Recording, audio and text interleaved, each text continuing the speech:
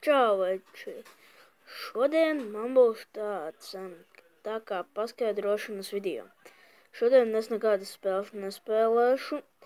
Šodien es gribu paskaidrot par Shadow Fight 2 un citu spēlu filmēšanu. Kā jau jūs esat redzējuši mani video, piemēram, Shadow Fight 2 un Mutanti ir nekvalitāte, bet kamera nav laba. Tas tāpēc, ka es nezinu, kā var uzlikt tā, lai viņi pielāgojās. Piemēram, es uzlieku auto. Es iet spēlē, man rādās tā bilde, kas man ir uz tam Shadow Fight 2 video.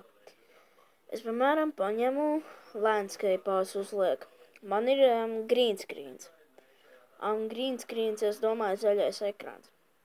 Es nofiksoju zaļo ekrānu, man vienalga rādās kaut kas ne īsti video. Tāpēc es nevaru saprast. Manam klases biedram un draugam Rojas Rakstīņš, viņam ir 4 video pa Minecraft ielikt, kur viņš ir filmējis ar mobizenu. Es nezinu, kā viņš ir dabūjis tik labu to kameru, bet kaut kādā veidā, acīm redzot, viņš to ir dabūjis. Uz to portretu, ka es lieku, tad atkal ir problēmas, protams, tas ir portrets, nevis landscapes.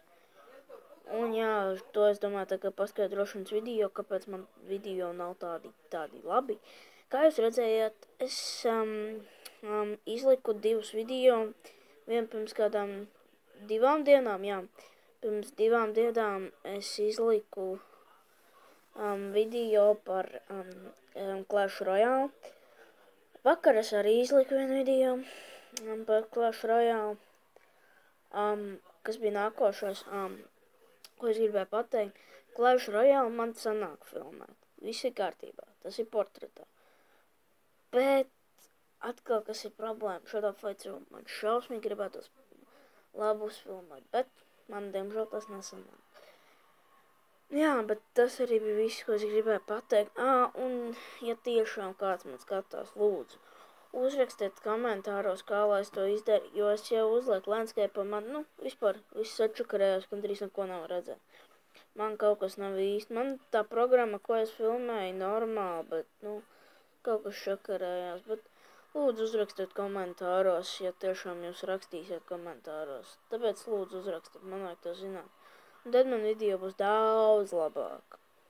Tāpēc, Bye bye, this is Martino Gamer.